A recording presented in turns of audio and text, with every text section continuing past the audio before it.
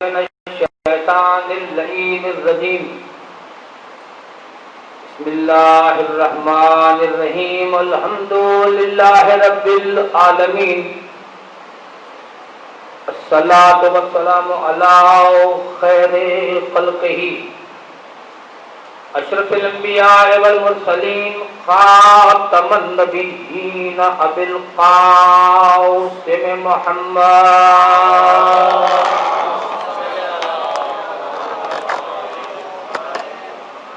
وآلہ الطیبین الطاہرین المعصومین ولعنۃ اللہ علی اعدائہم فردا بعد فرد وقبیلۃ بعد قبیلۃ وحزبا بعد حزب ونسلا بعد نسل الی یوم الدین یا قاہر العدو یا والی الولی یا مظہر العجائب یا مرتضی علی اما بعد فقط قال اللہ تبارک و تعالی فی کتابہ المجید بسم اللہ الرحمن الرحیم کل نفس ذائقۃ الموت بلند صلوات پڑھیے محمد صدر کرام سامعین گرامی قدر موالین حضر کرار سوگواران غریب کربلا سب سے پہلے میں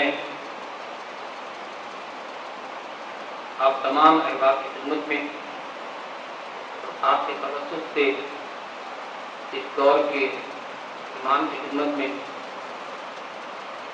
اور ان کے توسط سے خاتم النبیین حضرت محمد مصطفیٰ احمد مصطفیٰ صلی اللہ علیہ وآلہ وسلم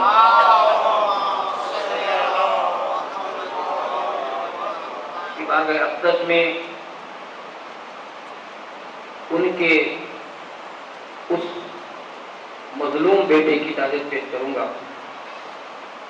کہ جس کی ایک بہت ہی پیاری ذاکرہ خطیبہ اہل علم خانوادہ سے تعلق محمد تقی نقوی صاحب کی نقص جگر تھی جناب رضی نقوی صاحب تشریف فرما ہے ذکی نقوی صاحب دیار غیر میں ہیں اور جناب فواد نقوی صاحب جنہوں نے آخر میں مجلس میں رنگ بھر دیا ان سب کو تعریف پیش کرنے کے بعد میں ملتمس ہوں کہ مرحومہ کے سزا کی بلندی کے لیے ایک سورہ فاتحہ آتی مرتبہ سورہ فلاح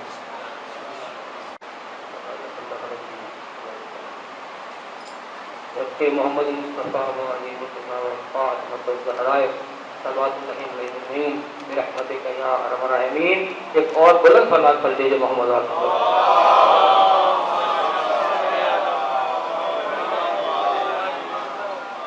میرے لیے سعادت ہے کہ مسجد اعلیٰ کے خطیب امام جماعت برادر بزرگ علامہ اللہ زید آباد کا ثابت تشریف فرمائیں انہیں سبق سناؤں گا اور اپنے بزرگوں کو اور نوجوانوں کو اس دور کا اہم ترین پیغام دینا چاہتا ہوں میں آغاز مجلس اسی سے ذکر پاک میں شامل ہو گیا تھا اور ماشاءاللہ سب نے اپنا حصہ لیا ہے کافی تاخیر ہو چکی ہے اور اس کے بعد بھی مجلس سزا کے شیڈیول میں ماتم داری پر صدار ہفتہ وار ہونا ہے میں ابھی عطا بٹ صاحب سے یہ عرض کر رہا تھا اکثر میں کہا کرتا ہوں ممبر پر ان حالات میں خاص طور پہ کہ میرے ایک ادنا سے طالب علم کے طور پر خطابت کا جو مجھے تجربہ حاصل ہوا ہے سندھ سے لے کے اسلام آباد تک کہ اس دور میں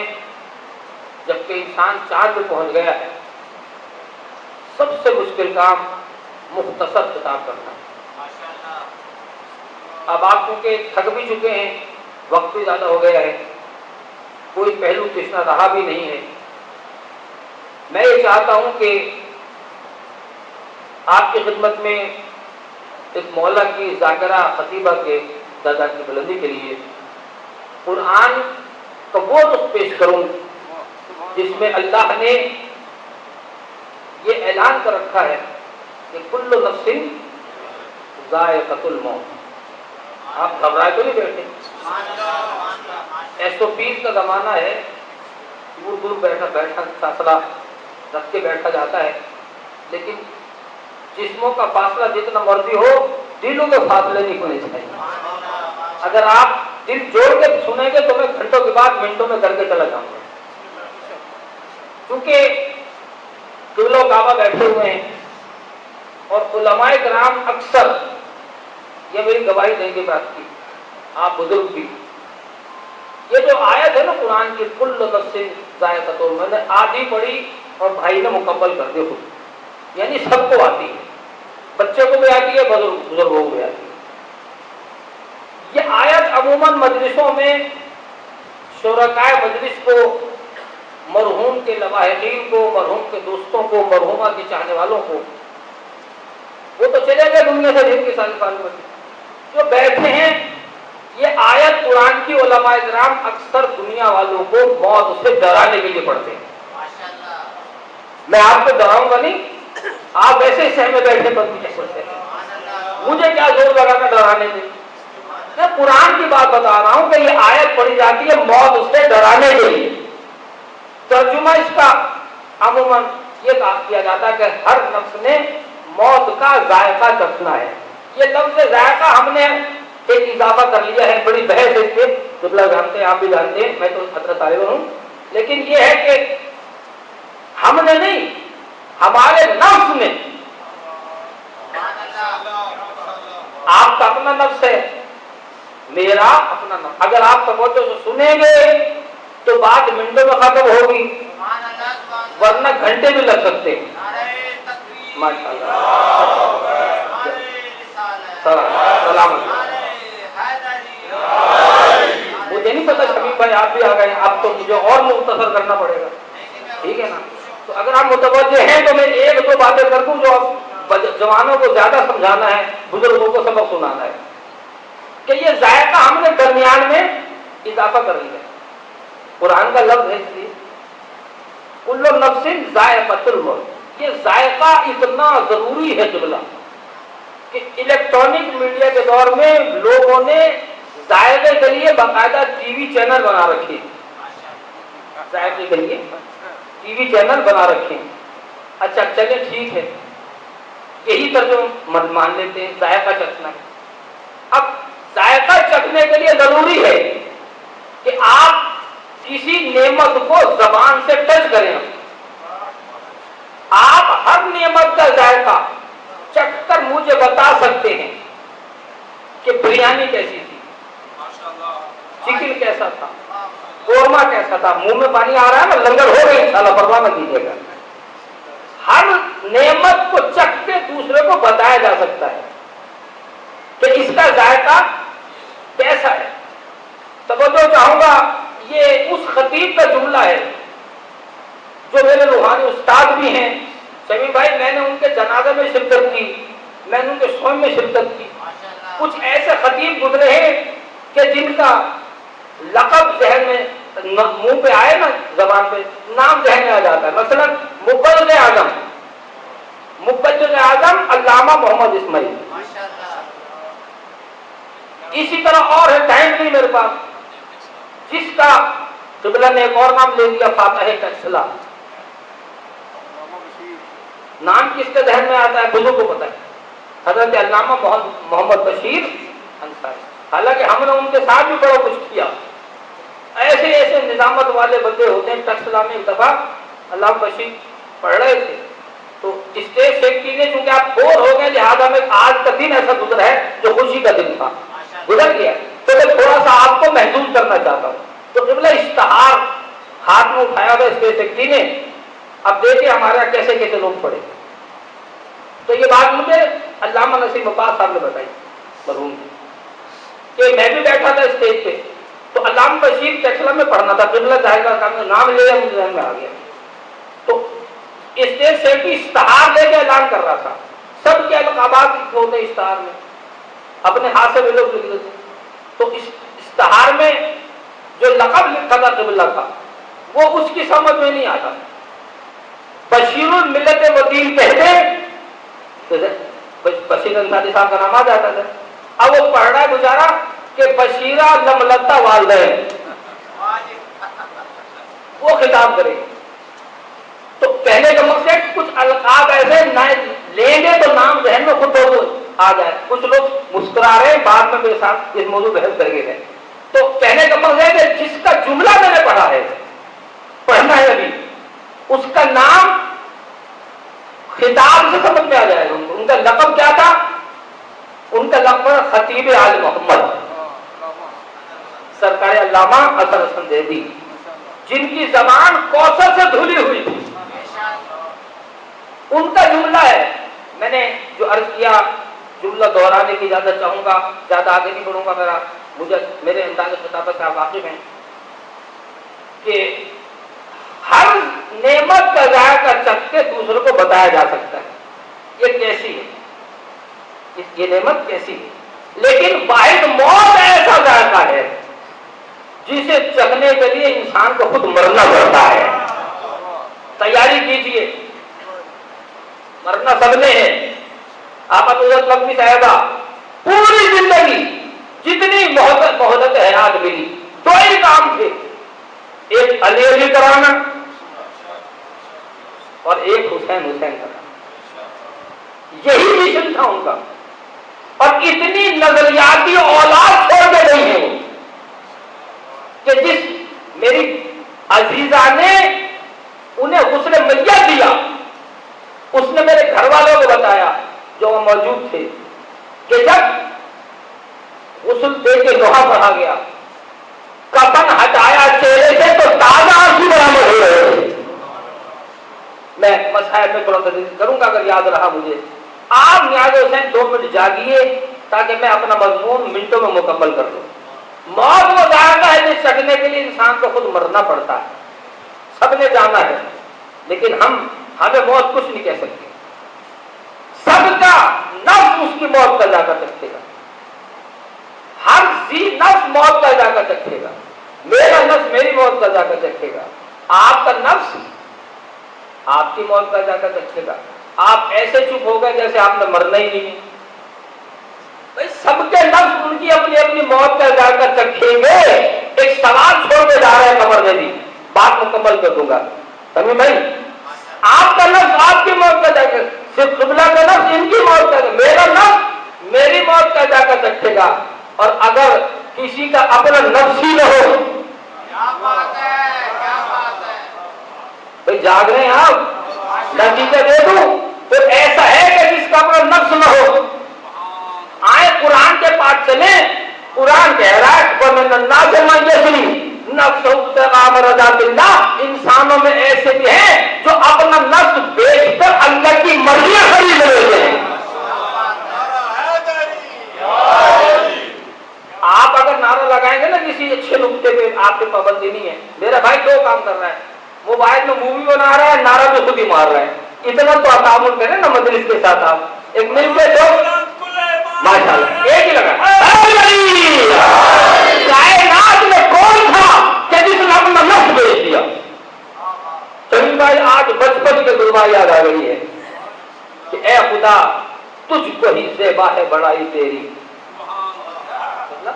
اے خدا تجھ کو ہی زیبا ہے بڑائی تیری، بے نیازی تو کسی نے بھی نہ پائی تیری. اب اگلا جملہ، اگلا مصرع ہے بڑا حساس. شمیم بھائی خاص طور پہ سمجھیں گے، آپ ماشاءاللہ سارے سامعین، ہمارا بچہ بھی سمجھتا ہے. اے خدا تجھ کو ہی زیبا ہے بڑائی تیری، بے نیازی تو کسی نے بھی نہ پائی تیری. جاگنے والے کو محروم میں وہ عالم رکھا، سونے والے سے کہا ساری خدائی تیری. ایک ہی ہستی گزری ہے، نفس بیچا، اللہ کی مرضیاں خریدی. انجم بھائی صاحب سے بتائیے، کبھی اس موضوع پر روشنی ڈالیے گا اپنے شعر میں، ڈالی بھی ہوگی. بہت پیارے شاعر قادر الکلام شاعر ہیں آپ. شمیم سید صاحب ماشاءاللہ ابھی تازہ نظمیں اپلوڈ کر رہے ہیں ماشاءاللہ ہر موضوع پہ، حالات حاضرہ پہ. کرونا کو بھی نہیں چھوڑا انہوں نے، کرونا لوگوں کو نہیں چھوڑ رہے، کرونا کو نہیں چھوڑ رہے، اس لیے کہ ابھی والوں کرونا کہتے بھی نہیں ہے. आ भी जाए तो धुन दबा के भागना पड़ता है। एक बुलंद हजार पे ले ना मोहम्मद वाले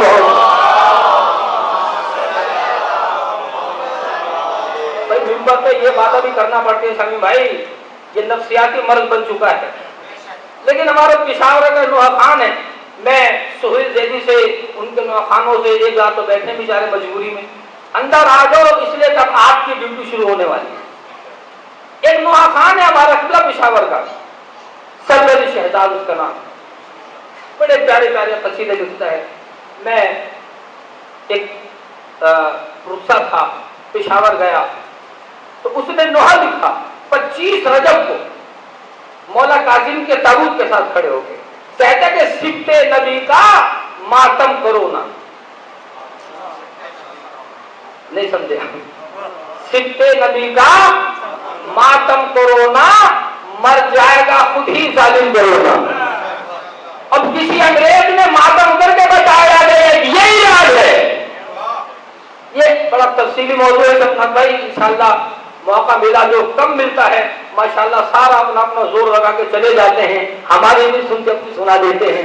अब आप सुन के मेरे सामने फंस गए हैं या डर गए हैं मुझे नहीं पता, लेकिन बात को अंजाम तक पहुंचाने के लिए मुझे अर्ज करना है।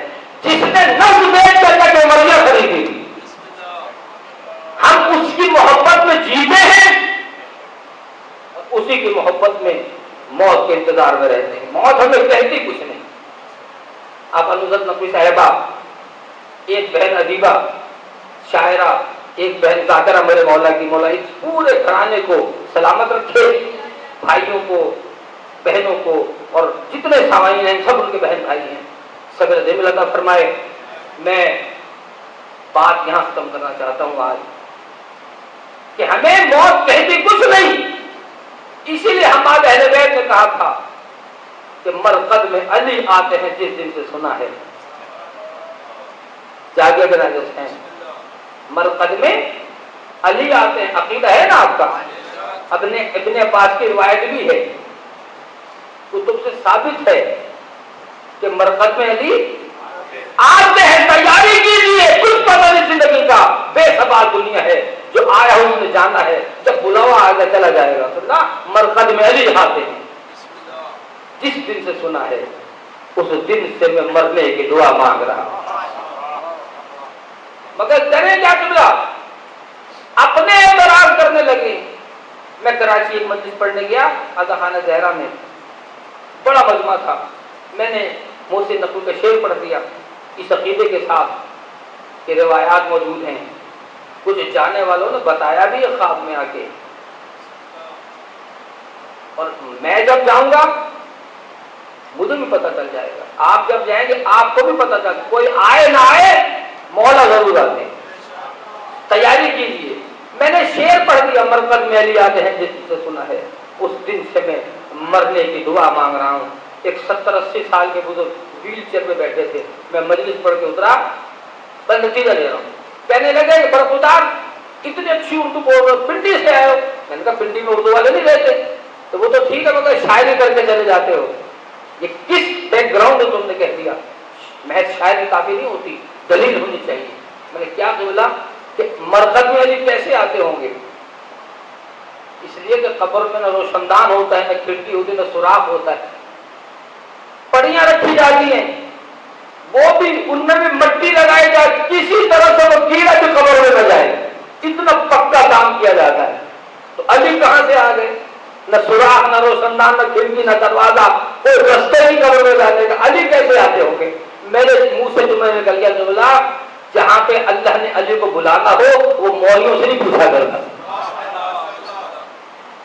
वो कैसे? क्योंकि आज अकबे जनाब सैयदा गुजरा है, और एक साहब ने मुझे फिर भेजा, मैं तो 40 मिनट की तकरीर की तैयारी करके आया था, मगर हालात देख के बात को खत्म कर रहा हूँ। मरहुमा के साथ सवाब के लिए खुद खतीबा थी, उनके लिए मैं क्या पढ़ूंगा? पूरी जिंदगी अली अली करा दे, पूरी जिंदगी हुजैन करा दे, इससे बड़ा क्या एजाज होगा उसका? तो मैंने कहा बात असल में यह है कि ये एतराज है ना, इसका जवाब मैं कल दूंगा। मैं कल एक और मजलिस पढ़ रहा हूँ 4 नंबर अजबाद में, इमाम वर्गा तंजुल मोमिनीन में। अगले दिन मुझसे पहले पहुंच गए, میں نے کیا کیا، میں نے رات کو 2 رکعت نماز حاجت پڑھی کہ مولا مجھے اس شعر کا جواب شعر میں ملنا چاہیے۔ شمیم بھائی آپ کو ماننا پڑے گا، آپ جو خلیفہ آپ گواہی دیں گے کہ ہماری شاعری رگے گل سے بلبل تک پر باندھنے والی شاعری نہیں، قرآن و حدیث کو سامنے رکھ کے شاعری کی جاتی ہے۔ تو محسن نقوی نے کچھ سنا تھا، کچھ پڑھا تھا، تو کہا تھا نا یہ تو مرکز میری یاد ہے۔ میں نے کہا کل کو رات کو میں نے 2 رکعت نماز حاجت پڑھی کہ مولا شعر کا جواب شعر ہوتا ہے، آیت کا آیت ہوتا ہے، حدیث کا حدیث، مجھے کوئی ایسا شعر مل جائے جس کا ایسا بیک گراؤنڈ ہو جس سے کوئی انکار ہی نہ کر سکے۔ پھر سنیے میں نے کیا کیا، 2 رکعت نماز حاجت پڑھی۔ مقصد میرے کہنے کا یہ ہے کہ ہم لوگوں کے بارے میں کہا جاتا ہے یہ نماز نہیں پڑھتے۔ بھائی میں نے نماز حاجت پڑھ کے دعا مانگی، رات کو سویا، صبح کو میرے ذہن میں شعر آ گیا، اور شعر بھی اسی شاعر کا تھا، محسن نقوی کا۔ سنیے گا، اگر آپ جاگ رہے آنکھیں کھول کے دعا ختم کر دیتے ہیں۔ میں نے کیا کہا تھا، مرقد میں علی آتے ہیں، جس دن سے سنا ہے اس دن سے میں مرنے کی دعا مانگ رہا ہوں۔ یقین کیجیے گا، رات کو 2 رکعت نماز حاجت پڑھی، صبح میں اٹھا، نماز فجر پڑھ رہا تھا، ذہن میں شعر آ گیا۔ کیا شعر تھا کہ جو یہ کہتے ہیں لحد میں کس طرح تو آئے گا، جو یہ کہتے ہیں لحد میں کس طرح تو آئے گا، بھول جاتے ہیں تیرا کعبے میں آنا یا علی۔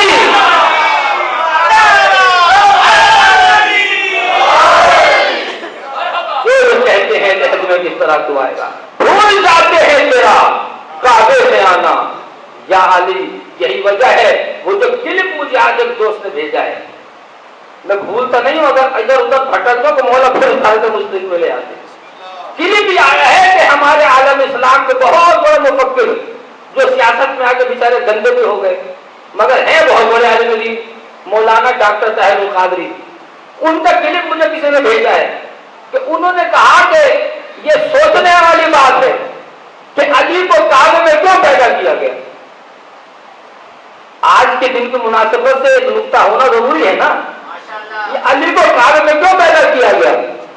تو وہ تو 4 مصرے تو میں اکثر پڑھتا ہوں کہ اس واسطے علی کو اتارا ہے اپنے گھر، کوئی علی کے بعد میں کوئی علی کے باپ اف تک نہ کر سکے، اس واسطے علی کو ایک شعرا بیٹھے، میری زبان میں نقطہ آ رہی ہے، میں پھر دوہراؤں کہ اس واسطے علی کو اتارا ہے اپنے گھر، کوئی علی کے باپ میں اف تک نہ کر سکے، باقی نشان رکھا ہے کعبے میں اس لیے دیوار چھپ رہے کہ کوئی شک نہ کر سکے۔ ڈاکٹر صاحب کہہ رہے ہیں کہ یہ جو کہا جاتا ہے کہ علی کو اپنے گھر میں کیوں پیدا کیا، وجہ یہ تھی کہ یکم ذوالحجہ کو مریم بحرین کی تفصیل کا آغاز ہونے والا تھا، اپنے سیدہ علیہ مرتضیٰ ہونے والا تھا، تو اللہ نے سوچا کہ اگر بیٹی میرے رسول کی ہو تو بیٹا میرے گھر میں پیدا ہونا چاہیے۔ لوگ لڑکے کی بات کرتے ہیں، مجھے تو دلہن اگر رسول کے گھر کی ہو تو دولہا اللہ کے گھر میں ہونا چاہیے پہلا۔ علی آ گئے، دنیا کو نجات مل گئی۔ میرے دوستو یقین جانیے گا، ہمیں موت کچھ نہیں ہے۔ ہندوستان کے ایک نوحہ خان تھے، وہ ایک نوحہ پڑھا کرتے تھے۔ نوحہ یہ تھا شمیم بھائی کہ خون برسا مگر افسوس نہ برسا پانی، خون برسا مگر افسوس نہ برسا پانی، مانگتا رہ گئے احمد کا نواسا پانی۔ نوحہ خانوں، یہ شعر یہ نوحہ اکثر پڑھتا وہ نوجوان، تو ایک جگہ اس نے نوحہ پڑھا، بڑا گریہ ہوا۔ جب وہ جانے لگا نا نوحہ پڑھ کے، شیخ صاحب ملے، بہت بڑے رئیس تھے، انہوں نے کہا بیٹا کوئی کام ہو تو میرے پاس آ جانا، کوئی مسئلہ ہو میرے پاس آ جانا۔ اس نوحہ خان کی بہن کی شادی آ گئی، اس نے شیخ صاحب نے چونکہ نمبر دیا تھا، اس نے نمبر پہ فون کیا تو اٹھایا نہیں کسی۔ اعلان ہوا کہ ان شیخ صاحب کا انتقال ہو گیا۔ لیکن اس سے پہلے جب یہ کام پڑا نا اس کو بہن کی شادی آئی, یہ پہنچا اور ان سے کہا کہ مجھے کوئی پیسے چاہیے, آپ مجھے پیسے دے دو, محرم آ رہا ہے جیسے ہی ایام ہے تو میں پیسے آپ کے واپس کر دوں گا, جب محرم پڑھوں گا نیاز آئے گی جہاں جہاں میں ذکر کروں گا مولا کا. شیخ صاحب نے اسے پیسے دیے اور پیسے دے کے کہا کہ بیٹا یہ واپس نہ کرنا, میری وصیت ہے جب میں مروں یہ نوحہ پڑھ دینا, میری میت پہ نوحہ پڑھ دینا. اس کے جب اعلان ہوا انتقال کا, خبر پھیلی, اس کو پتہ چلا, ایڈریس تھا اس کے پاس, یہ پہنچا مگر دیر ہو چکی تھی. پتہ چلا کہ میت کو قبرستان لے گئے ہیں. یہ دوڑا ہانپتا کانپتا پہنچا تو میت کو نماز جنازہ پڑھ کے قبر میں اتارا جا چکا تھا. اس نے شور مچایا کہ ابھی قبر بند نہ کریں, مجھے وصیت پہ عمل کرنا ہے.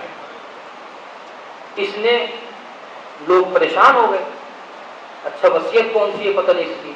اس نے کہا کہ میں ایک نوحہ پڑھتا ہوں, یہ نوحہ ہے, لیکن تو بڑا مشہور نوحہ ہے کہ میں ہی پڑھتا ہوں, مجھے وصیت تھی شیخ صاحب کی جب میں مروں تو یہ نوحہ پڑھ دینا. آپ کی سمجھ سے تمام عزادارو, رونے کے لیے لمبا چوڑا پڑھنا کافی نہیں ہوتا. دل پہ چوٹ لگے, ہائے حسین کہہ دے, انشاءاللہ پڑھوں گا تو ویسے ہی درجات بلند ہے اور زیادہ بلند ہو جائیں گے. اس نے نوحہ پڑھا کہ خون برسا مگر افسوس نہ برسا پانی, مانگتا رہ گیا احمد کا نواسا پانی. اس کے بعد لوگوں نے کہا کہ اس کو ذرا آخر دیدار تو کرا دو, اتنا بڑا نوحہ خان ہے, نوحہ پڑھا اس نے. اب جو ان کے شیخ صاحب کے چہرے سے کفن ہٹایا گیا تو تازہ آنسو برابر ہو رہے تھے. جیسے میں نے کہا نا نظر کرتی صاحبہ غسل میت ہوا, کفن ہٹایا, مومنات گواہ اس بات کی کہ ان کی آنکھوں سے آنسو بھی بہ رہے ہیں. کیوں؟ اس لیے کہ کوئی سکینہ میں نہ پڑ رہا تھا, کوئی زینب میں نہ پڑ رہا تھا. ان سے صاحب کی آنکھوں سے آنسو آنا ہو گئے. ایک مرتبہ یہ لوگ بڑے پریشان ہوئے کہ مرنے کے بعد کیسے آنسو برابر ہوتے ہیں. ڈاکٹر کو بلایا گیا, ہندو ڈاکٹر تھا. اس نے کہا میں کیسے یقین کر لوں, جب انسان کی روح نکل جاتی ہے باڈی سے تو اس میں کوئی ایسی اسی نہیں رہتی. لوگوں نے کہا نہیں ہے ایسی بات. تو ہوا کیا ہے؟ اس نے پوچھا تم نے کیا کیا تھا؟ انہوں نے اس نے ایک چیز پڑھی تھی, کہا دوبارہ پڑھو. اب بچے نے نوحہ دوبارہ پڑھا, جیسے ہی نوحہ سر اٹھائی دوبارہ پڑھا گیا, تازہ آنسو نکلنے شروع ہو گئے. پھر اس نے کہا دوبارہ پڑھو. تھوڑی دیر کے بعد جب تیسری مرتبہ پڑھا گیا تو اس شیخ صاحب کی آنکھوں سے آنسو بہ رہے تھے. ڈاکٹر کہنے لگا کہ میں میڈیکل سائنس میں بہت پڑھا, کسی سے پوچھ لے, میڈیکل سائنس ماننے کو تیار ہی ہے کہ جب روح نکل جائے تو انسان کے جسم سے کوئی حرکت ہو, کوئی ہو. میرے مولا کا کتنا بڑا عزادار ہے عزادارو. اس نے ڈاکٹر نے کہا 3 مرتبہ چیز پڑھی نہیں ہے. میں اس نتیجے پہ پہنچا ہوں کہ یہ جو چیز پڑھی جاتی ہے, جب یہ نوحہ پڑھا جاتا ہے, اس کی آتما اس کے جسم کے اندر واپس آ جاتی ہے. اللہ اکبر نظارے, ہمارے کتنے عزادار گزرے ہیں, آئے دن آج سے دوسرے دیکھتے ہوں گے, بڑے بڑے سجد جاتے ہیں, بڑے بڑے ماتم خان جاتے ہیں, مرنے کے بعد بھی رونے دیتے ہیں. عزاداروں سے زندگی میں راضی نہیں عزاداروں, جب دنیا سے نہیں تو روٹی مارو ہو گئے. میرے دل چاہتا ہے آج میں اس قتیبہ, اس ذاکرہ, اس مولا کی چاہنے والی محبت کے سارے سوال کے لیے اسے مظلومہ کی مصیبت بیان کرنے والے میں 5 منٹ سے زیادہ آپ سے نہیں لوں گا کہ جس کے بارے میں مشہور ہے. ابھی کسی نے کہا بھی چلو عزاداروں میں کون مظلوم ہے جو حسین کے سینے پر سجود تھا, سکینہ کا وہ لوہا جو ہندوستان کے شہر میں لکھا تھا. عزاداروں آؤ میرے تو منصوبے کا بند ہے. عزاداروں چلو میں قیامت کا بند ہے کہ جب یزید کی دوجا, یزید کی بیوی قید خانے شام میں آئی, اللہ تعالیٰ کے ساتھ شام سے بیوی کی خراب لے جائے نا, آج میرے ساتھ میں تھوڑا بطور کر میری زندگی کی حسرت ہے کہ کربلا دی جاؤ. عزاداروں مجھے سب سے بہتر ہے بیوی ایک دفعہ مجھے شام لے رہی ہے, وہ مرکز دیکھو چاہے بھٹکریوں والے ہاتھوں سے پہچان لے, اپنی بہن نے کوئی اتارا تھا. زندان شام ہے, یزید کی روزہ ہے. ایک مرتبہ قید خانے میں آئی, دیکھا ایک 4 سال کی بچی بیٹھی ہوئی ہے. ہند بولی اور 6 سے ہند بولی تو مرد کیا